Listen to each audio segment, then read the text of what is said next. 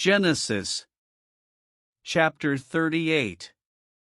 And it came to pass at that time, that Judah went down from his brethren, and turned into a certain Adulamite, whose name was Hira.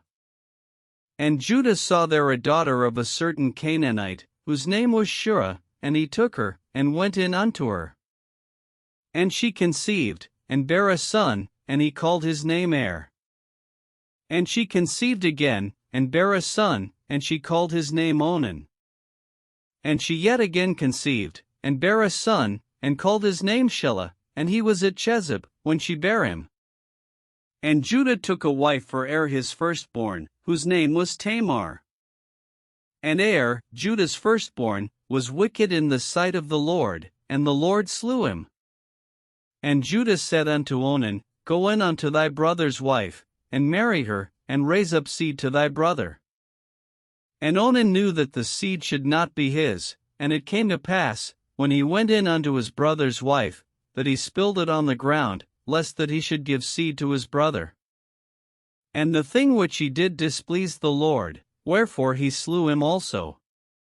Then said Judah to Tamar his daughter-in-law, Remain a widow at thy father's house, till Shelah my son be grown, for he said, Lest peradventure he die also, as his brethren did. And Tamar went and dwelt in her father's house. And in process of time the daughter of Shua Judah's wife died, and Judah was comforted, and went up unto his sheepshearers to Timnath, he and his friend Hira the Adulamite. And it was told Tamar, saying, Behold, thy father-in-law goeth up to Timnath to shear his sheep.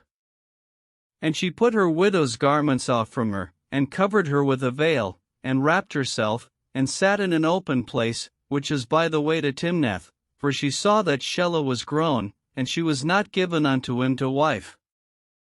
When Judah saw her, he thought her to be an harlot, because she had covered her face. And he turned unto her by the way, and said, Go to, I pray thee, let me come in unto thee, for he knew not that she was his daughter-in-law. And she said, What wilt thou give me, that thou mayest come in unto me? And he said, I will send thee a kid from the flock.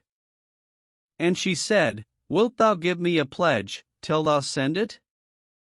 And he said, What pledge shall I give thee? And she said, Thy signet, and thy bracelets, and thy staff that is in thine hand. And he gave it her, and came in unto her, and she conceived by him.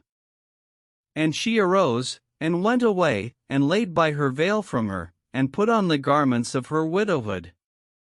And Judah sent the kid by the hand of his friend the Adulamite, to receive his pledge from the woman's hand, but he found her not.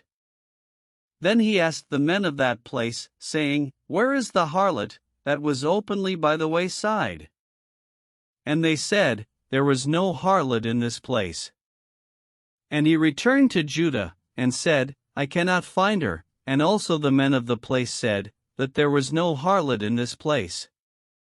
And Judah said, Let her take it to her, lest we be shamed. Behold, I sent this kid, and thou hast not found her.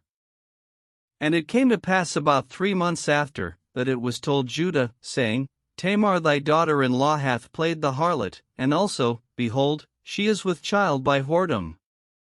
And Judah said, Bring her forth, and let her be burnt.